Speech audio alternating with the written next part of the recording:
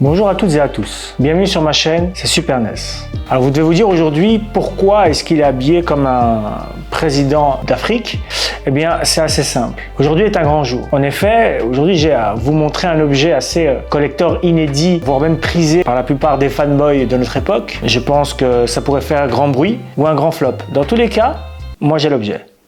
Aujourd'hui, je vais vous parler d'un objet assez spécial, mais laissez-moi vous raconter une histoire. En 2014 a eu lieu un événement au Japon, durant lequel beaucoup de fans pouvaient assister à des dédicaces de plusieurs artistes différents du monde du manga. Durant cet événement était invité le maître Eiichiro Oda, que vous connaissez notamment pour des œuvres telles que La Petite Maison dans la Prairie ou, non, soyons sérieux 2 minutes, telles que Romance Down, pour faire le mec qui s'y connaît un peu, mais surtout One Piece. Ce grand manga de tous les temps faisant partie du Big Three, comme on dit, avec Naruto et Bleach. N'en déplaise à ceux qui ne comprennent pas que le Big Three, c'est pas vous qui choisissez qui est dedans, c'est un fait. Durant cet événement, le grand maître faisait des dessins pour les personnes présentes, les fans. Ce jour-là, il fit 2 dessins similaires. Un dessin a été acheté par un autre mangaka qui est lui fan absolu d'Eiichiro Oda. Ce mangaka en question n'est autre que Yuki Tabata, le créateur de Black Clover. Le créateur de Black Clover, étant un grand fan, a demandé à Oda un dessin. Et ce jour précis, une autre personne a eu droit au même dessin.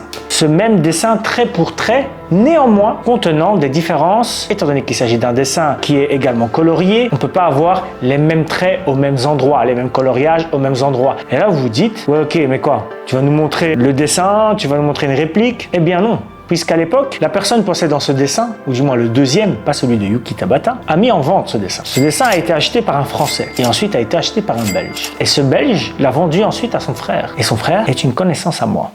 Notre respect mutuel a fait que nous avons aujourd'hui ce deuxième dessin. C'est bien un deuxième dessin venant d'Eiichiro Oda lui-même que j'ai ici. Pour ceux qui diront, oui, mais rien nous prouve qu'il s'agit réellement de son dessin, en effet, rien ne vous dit de me croire. Tout ce que je peux vous dire, c'est que ce dessin ici n'est pas une réplique. Il s'agit d'un réel dessin. Et ce dessin, encore une fois, c'est fait du coup, c'est transmis dans ce milieu en question.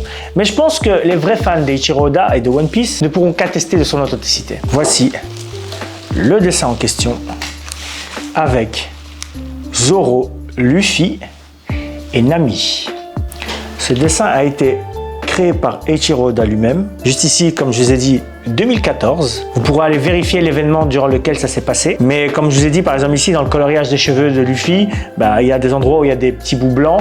Chez lui, ils ne sont pas au même endroit exactement, étant donné qu'il en existe 2 avec les 3 personnages. Alors moi qu'il est devant moi, je peux vous attester visuellement qu'il ne s'agit pas là d'une réplique, qu'on peut voir que les traits du dessin sont authentiques. On voit le grain du papier inscrit dans l'encre du marqueur. Et donc ici, je vous montre un dessin authentique d'Eiichiro Oda. Du coup, cette vidéo prend fin ici. Je vous ai raconté l'histoire qu'on m'a racontée. J'espère que vous la raconterez à vos enfants, comme je raconterai celle-ci à mes enfants. J'espère que parmi vous, les personnes qui penseront que cela est faux, eh bien, pourront le prouver. Et pour ceux qui disent, oui, mais comment il a été racheté, etc., il faut savoir qu'il y a un magasin au Japon qui vend des dessins authentiques. Ce dessin a été acheté dans ce magasin par le Français en question. C'est-à-dire qu'il ne l'a pas acheté à la personne qui a eu le dessin. La personne qui a eu le dessin l'a vendu à ce magasin qui vend pas des répliques, mais des dessins originaux, et le Français l'a acheté dans ce magasin en question. Cette histoire m'a marqué, puisque quand on m'a dit « mais j'ai un dessin de Eiichiro Oda », je n'y croyais pas plus que vous.